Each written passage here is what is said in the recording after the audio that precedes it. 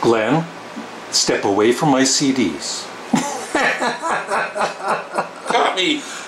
How does it feel being so close to where I sit in all my videos? It must be an honor. It is an honor. I'm gobsmacked. You're speechless. I am. I'm without speech. There's no doubt. Now, can you put that CD back? I saw you take it. Damn. How's my hair? Very curly. Hi, fans of high quality entertainment. Do works. No doubt about it. I have somebody here with me. It's Glen Kellaway from the basement again. And I escaped. Yeah, and what we did. Outdoors. And what we did, well, 2 weeks ago, wasn't it? We exchanged. Yeah, 2 weeks today. Really? Wow, that's cool. No, 2 weeks would have been Thursday. Yeah, Thursday. Too short.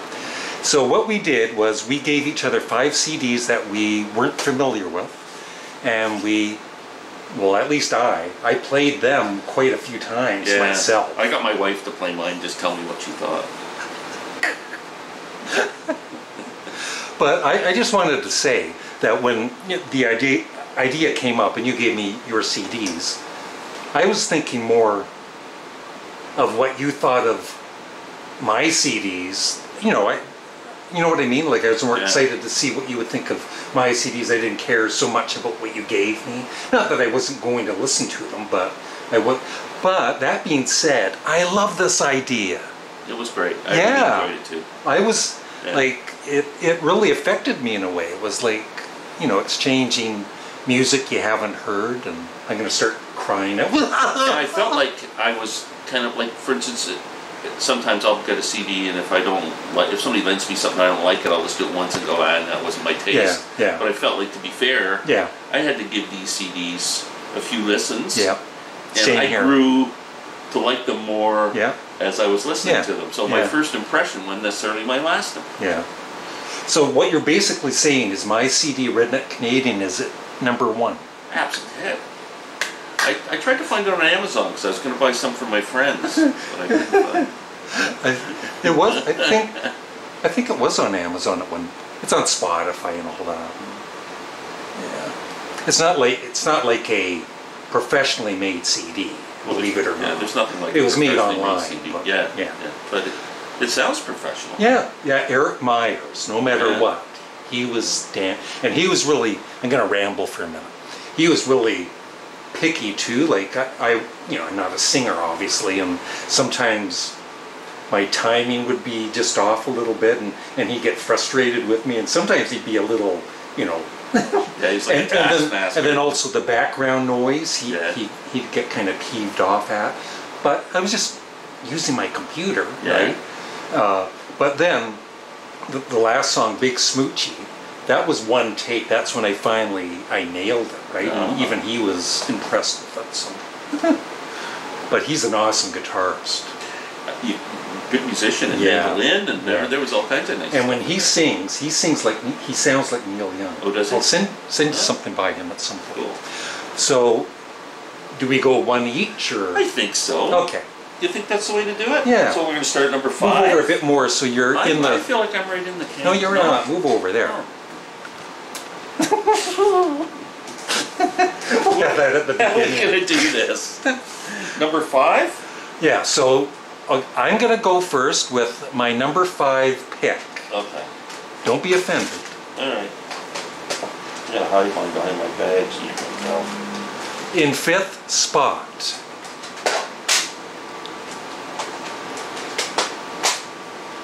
I'm waiting. Okay. I'm ready. I'm just organizing myself. Sorry, fans of high quality entertainment. I didn't mean to lower the expectations. In 5th spot is Lowest of the Low. Broke my heart. I'm sorry, Glenn. But guess what? I love the CD. Oh, okay. I do. All right. This was all good, Glenn. Oh, okay. So the other 4 it gets better. Oh, okay. This I highly recommend. They kind of remind, like they're a mix-up of like Blue Rodeo, the Northern Pikes, and what's a like? Bit of Elvis Costello too. You can catch in there. Yeah, but I thought I enjoyed it right from maybe the first lesson. It was like, seriously though, I think this was the last CD that I played. It was like, wasn't that interested in it. Yeah. And then when I played it, it was maybe a bit of a struggle but I listened to it, like it's an hour long, right? Yeah, like, yeah. It's pretty long. But, it was okay. And then I played it again, and you start to like some songs. So I played this at least 5 times. Oh, wow. And every time, I love the whole thing now. Yeah. I think the lyrics are awesome. Oh, he's a great writer. What's that one? Eternal Fatalist? Yeah. Yeah, but there's a lot. And the last song, they really rock out on Henry Needs a New Pair of Shoes. Yeah. That's an awesome ending to the song. And Subversives might be one of the greatest love songs ever written. And ladies, check this out. It's a Canadian band. And this is from 1991. Mid-90s, somewhere, yeah. Yeah. And they're like a college radio. They were pretty popular. And they're still together. Yeah. Yep. Yeah. What else? And the drumming, way above par. Like, yeah, really musicians. Impressed with everything. The guitar work. Look at Larry being all positive. Yeah, well, I'm saying, like I told Glenn, if there's a CD that I gave him and he thinks it sucks, I'm not going to be offended. I'm going to laugh. So, but yeah, I love this. I would give this at least an 8 out of 10. Maybe more. So there you go. Wow. Yeah. I hope other people check it out. Yeah. Okay. Larry. I know what's going. So in hindsight, I wish you had have given me that as a 6 CD, your CD. Yeah. So I would have had. I understand, Glenn. But it's my 5th on the list. You broke my heart, Glenn. Canadian Redneck. This is Larry Graves' CD, the Canadian STUDMUFFIN himself. You can listen to it on Spotify. So, like Larry said, the guitarist, the musician on it, Eric Myers, 10 out of 10. Great playing. Yeah. I love the little mandolin bits he threw on some of the songs. Fantastic. Yeah. So, here's my general comment. You know what keeps this album from moving up on my list? My vocals? No, not necessarily your vocals, but just that you decided to play it. I mean, you're like a comedian, so you want to make it somewhat. I understand where you were going with it. Yeah. But I would love to hear you do this straight with this guy, these lyrics. I have done a couple of serious songs with him. Because that's the only thing that I thought you turned it into something that wasn't serious. Yeah. And I would have liked to, because the music's so good and the lyrics are great. It's okay, Glenn. You've still hurt my feelings. And that's my whole thing. So was it annoying? Not at all. No, I mean the vocals though. They weren't annoying. No, I just think if you would have wanted to make this, like I would love to hear this. Yeah. Like that one song. Playing it straight and singing it. The music for, what is it? Bloody Beaver Blues, right? Bloody Beaver rocked. Yeah. Bloody Beaver rocked. Yeah. But I had to put in my stupid muffin, kind of bluegrassy. Yeah.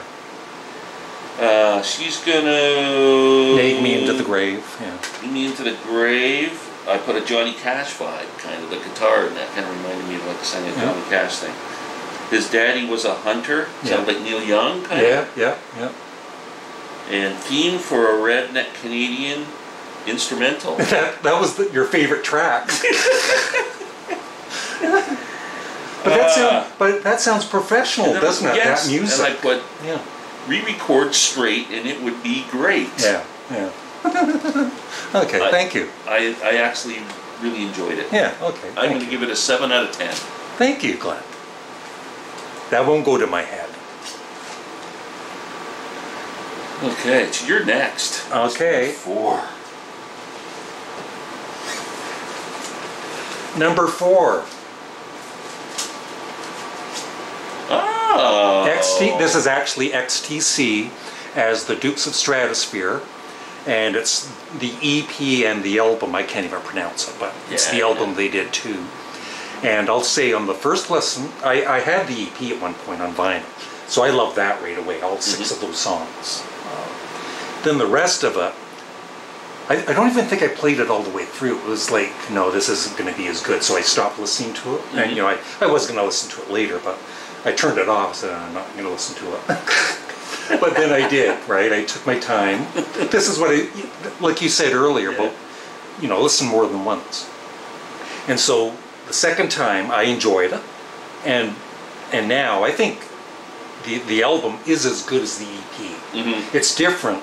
It's more. It's almost like XTC being XTC, right? Yeah. On some songs. Yeah. But the EP is like, you couldn't really tell sometimes if that was really XTC or not. No, I agree. Yeah. But it was awesome. I would give it a 10 out of 10. Wow, a 10 out of 10. Yeah, and someday I'm going to buy this probably. It is a grower. Yeah. Like, you kind of got to get the first, like you say, the first listen might get a little tough, but if you listen to it a few times, it gets pretty good. Wow. Yep. Very cool. Yeah. Okay. The next CDs you give me better be this good.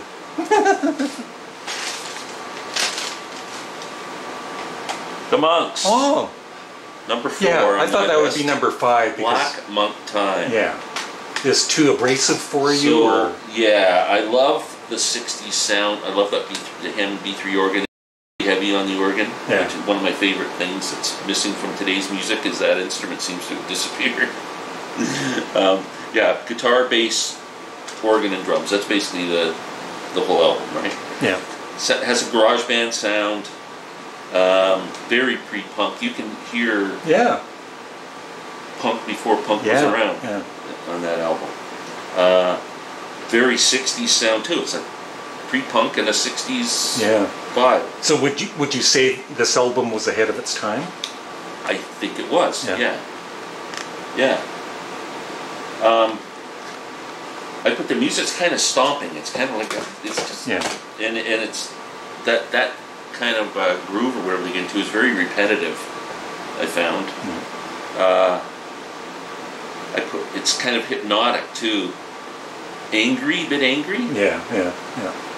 And favorite tracks: "Shut Up," "I Hate You," and "Drunken Maria." Love the music. Vocals took time to get used to. Yeah, definitely. Yeah. Yeah. But really interesting album. I'm glad I got to hear that. I'm going to give that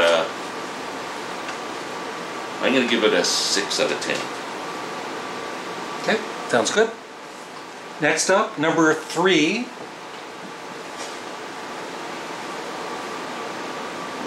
Robert Plant. I was so impressed with this. Really? I think I played this one the most. Well, maybe not. I played this as much as the other two. And I better check and make sure the CDs are in the cases when I leave. You bought it? Or did mine have babies? no, you get the crappier one. This is mine. I bought. Mine's all beat up. This is how much I love the album. Wow. Yeah. You went and bought it right away? Yep. Wow, that's a... And the first time I listened to it, it was kind of like what I thought it would be, because I have heard some of his, I'm familiar with some of his earlier solo work, but so the first time I heard it, it was like, it's what I expected. It's pretty good. But his vocals, I mean, he doesn't have the greatest range or anything, but... it's almost like Robert Plant has learned to sing. Like Led Zeppelin, he had to have a certain style, right? And I saw some other review on YouTube recently, and they're saying they were ranking all of their albums, and they said they liked it, but it was kind of boring. I don't find it boring. I find it like an easy listen, like Carving Up the World Again. I really love. You said The May Queen was your favorite, right? No, my favorite is the title track, Carry Fire. Okay, yes, Carry Fire. It's got that Middle Eastern vibe to it. But every song, I love every song. And the musicians and everything, but I'm gonna look into more recent Robert. I've got all the recent ones. I like the recent one, the last 3 or 4 more than I like the first 3 or 4. Yeah. And even at one point, I was thinking of this being at number 1, but I was thinking these other 2 are more creative, I guess. Yeah. Like these are just really good songs. 10 out of 10, ladies and gentlemen. Wow. Okay. Number 3. This is going to break Larry's heart. Sorry, I'm old and I forget my thoughts. I don't let them down. Sparks. This would have been Larry's number one, I'll bet, out of the 5. Now remember, I've got Sparks' Facebook page where they're going to be listening to what you say. Okay. Well, first of all, it's a good record. I enjoyed it more with each lesson, or each listen. Listened to it probably 4 times through. Am I wrong to say there's some similarity to Queen? Yeah. Yeah, You're not it's wrong. kind of the same theatrical kind Early on, Queen opened for Sparks. Oh yeah? In the early 70s, yeah. Yeah.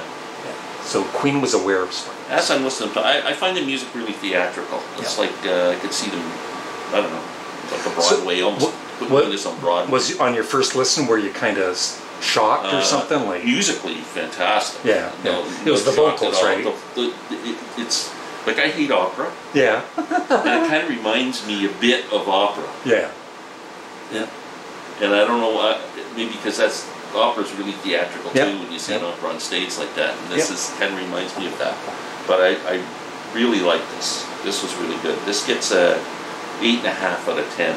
Ooh. For sure. What about the lyrics? Lyrics are crazy. Like there's so many lyrics. It's insane. I was going to try and write some of my favorites, and I went, it's like trying to write sentences out of a book. Yeah. They're very wordy. Yeah. Yeah. Track 7, Never Turn Your Back on Mother Earth. Yeah. I think I really liked. Door. Pizza. Our pizza's here. And we are back, ladies and gentlemen. And we're full. Thank you for the pizza, Glenn. We both had Hawaiians. Mine was gluten-free. Yeah. I have to say that. Yeah. Larry doesn't let anybody have his gluten if he's not eating it.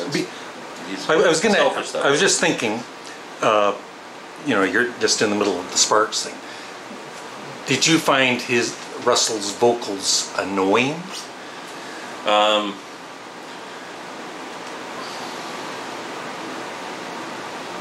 It's a tough question. Interesting. Yeah. An acquired taste. Yeah. Like I said, it kind of borders on opera to me, so it kind of goes. There's too much of a range. I wish it would just kind of like you gave me that album, The Steady Drip Drip Drip. Yeah. I think his register's a little lower because he's older. Yeah. Yep. And I like that album better than this one. Yep. But I really like this album, so I certainly, like I said, I think I gave it an 8.5 out of 10.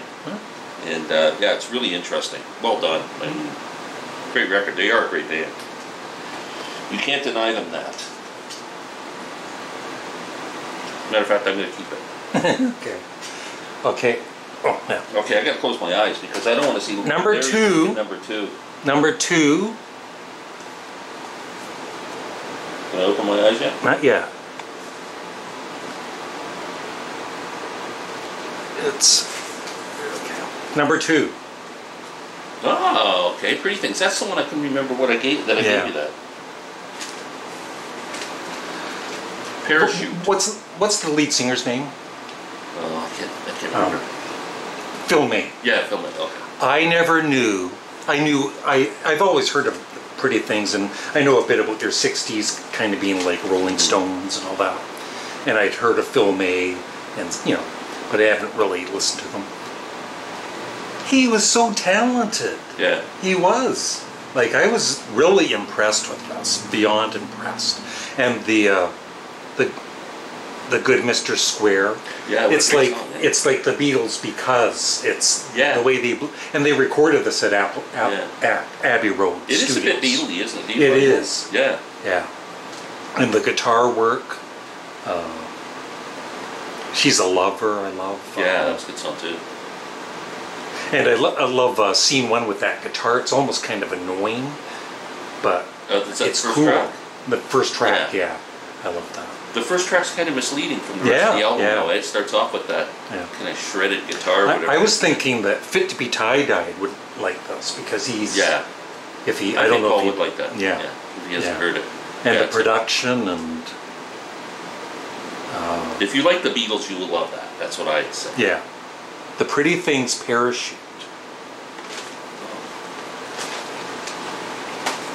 This is working out quite well. Okay, you bought it. Look at Larry. I should get a job at Sam the Record Man. And every time Larry comes in, Hey, I'll tell him what to buy. I didn't get the bonus or whatever. Yeah. But this is new, like pretty new. But Yeah, I think it's yours just sounds a bit better. Really? I think, yeah. That's Wow. Mad Fish. That's very cool. Yeah. Look at you. Yeah. Well. Out spending money. Yeah. Because I played it a lot, and yeah, it's like I'm gonna buy this. Yeah. Wow, that's very cool. Okay, my number 2. Damn it! I thought that The would be number Captain. 1. Yeah. Can I tell you something? I listened to this probably 4 times. Yeah. And my mind was just not made up. Yeah. I don't even know what I was going to tell you about it. Yeah. Because I've told you, I've told everybody, I have a hard time getting into Beefheart, but I find something so interesting in him that I keep going back. Yeah. And I listened to this 4 times and I still wasn't sure. And yesterday afternoon I put it back on. And for some reason I went, You got it. oh, You're gonna get it. the music was freaking, all of a sudden I started to hear the music more intensely. That's like Trout Mask Replica for I think most people, including me. The first time it's like I don't like this. The second time I still don't like it. I think you have to get, because the musicians, they play differently. Yeah. And you've got to get in sync with, because it's different, right? It's way. Yeah. Yeah. And I love the separation of the instruments on when you're listening stereo. It sounds really nice, and slide guitars over Yeah. here, and there's something else, Yeah. and then you hear the percussion in the middle. It's balanced really well. Yeah. The musicianship. Beefheart's voice is still, there's one song. I love Tom Waits. Yeah. And there was one song, Love Lies. Love Lies. Yeah. Totally Tom Waits. It sounds like Really? exactly. Yeah, exactly. That's like, that could be a Tom Waits song. And I know Tom was inspired by Captain Beefheart. Yeah. It's not. Yeah. I don't think it's the other way around. Yeah. Yeah. So, where did I put? Still having. See, this is before yesterday. I still having trouble getting into Beefheart. One of our people who is a subscriber to both our channels. It's Costin Brom Star. I don't know if you recognize that name. He was having trouble with Beefheart. He commented, he's going, it's just too scattered musically. And then I started to think, yeah, he's right. And then yesterday it all clicked to me. Yeah. That's the comment I was going to make. It's too scattered. And I went, no, it's not. Yeah. No, It's very cohesive. And I enjoy that. Like I have played that so much. yeah, I love the slide guitar work in it. Yeah. Fantastic. There's a instrumental at the end. Suction. Yeah. Suction Prince. Beautiful. Yeah. Yeah. Fantastic. Yeah. So this gets a 9 out of 10. You should buy that someday, Glenn. I might just do that because this finally I got Beefheart more with that. So I appreciate That's how that. Beefheart. He gets to you. He does. He gets to people. You got to keep listening. We got a number 1 coming up here, Larry. Is it my turn? I wonder what it is, Glenn. Number 1. Number 1, The Crazy World of Kingdom Come. Arthur Brown's Kingdom Come. Yeah. Galactic Zoo. It's just like it? Galactic Zoo Doisier. I don't know. Dossier. And what a crazy album cover. Doisier. I don't know. Dossier. Dossier. Is that Yeah. Doisier. He's making fun of how I pronounce just like everybody else, just in person.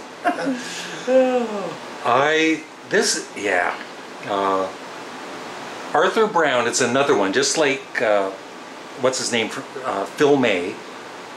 He's way more talented than I thought he was. I knew him from Fire, right? Yeah. And I thought he was like a one-hit wonder and just a crazy guy, but really nothing. But he some of it, like he's over the top with his singing sometimes, right? Yeah. So you got to get used to that. But he can really sing sometimes. Yeah. I agree. Like,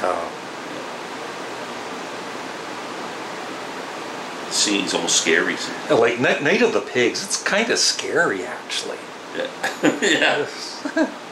But So I love that song. I think is it Summer number 7? Cut number 7. Sunrise with that awesome guitar Oh. that you said, yeah, awesome guitar solo. Yeah. See, just reading them, some songs I don't know about you, but you know, even if I play this quite a bit, it's like some songs until I hear it. Oh yeah, that song. You know, just from the titles I can't. But Brains is like a short thing, but yeah, I was really impressed with it. Wow, I was so impressed. Get Out of Town. Kingdom Come. Oh, that's an anthology. I haven't seen that. It's his 3 albums for Kingdom Come. Oh, that's a great set. Where'd you get that? On Amazon. It's like $40 or something. Jam. How many CDs? 5. Yeah, and then there's 5. But there's I don't care. So I have 2. I have Galactic Zoo Dossier, and I have the one called Kingdom Come. I don't have Journey. Yeah. And the other. Wow, I might look for that. Yeah. Where'd you buy that? It was Amazon. I'll send you the link for it. Glenn, you made me a fan of Kingdom Come. Not the 80s band Kingdom Come. Yeah. Oh, that's awesome. I'm really impressed with that box. Space Plucks, Metal Monster. Just like, see these, where's it here? Yeah, these 2 I was struggling with which to be number 1.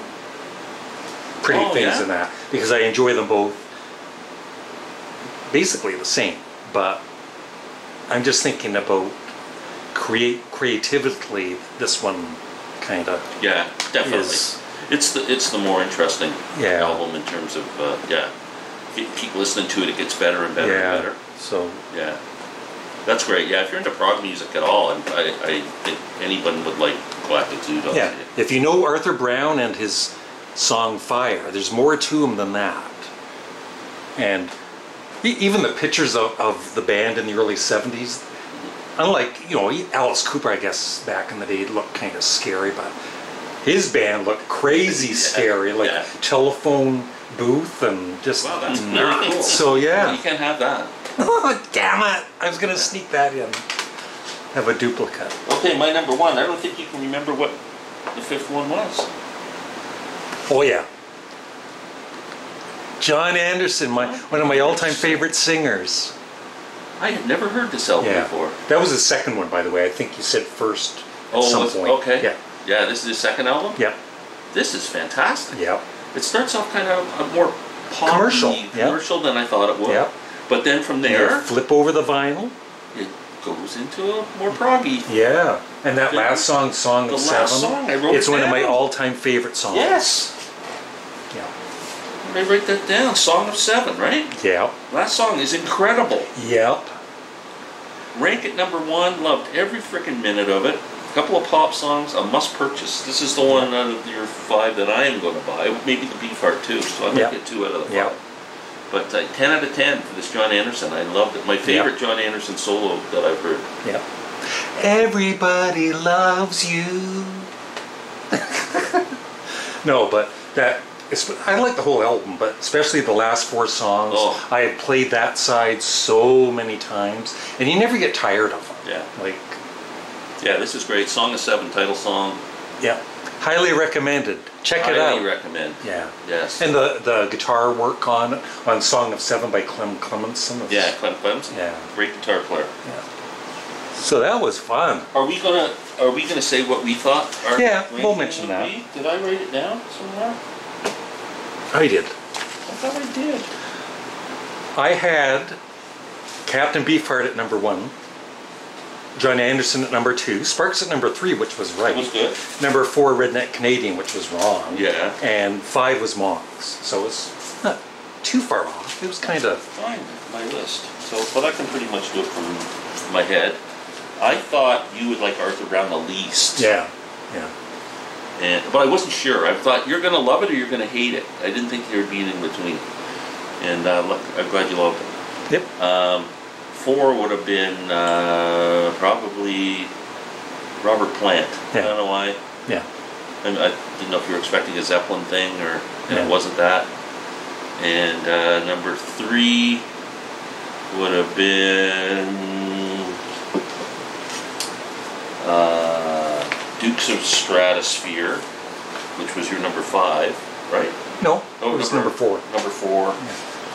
And Lois and the actually, yeah, Lois and I thought Lois and the Lowly like them third. Yeah. This one's second, and Pretty Things first. Yeah. Because being a Beatles fan, yeah, it's hard not to like this album. Yeah. Because there's nothing not to like about it. So yeah. we highly recommend you get all of these CDs except for Redneck Canadian. Stay away from that one. I have a copy of it here. If you just make a comment and I'll send it. You did. You copied it to you. Yeah. Well, that was fun, Glenn. Now we'll do another video where we're exchanging a new round of CDs. Okay? Bye, everybody. Okay, bye. Thank you.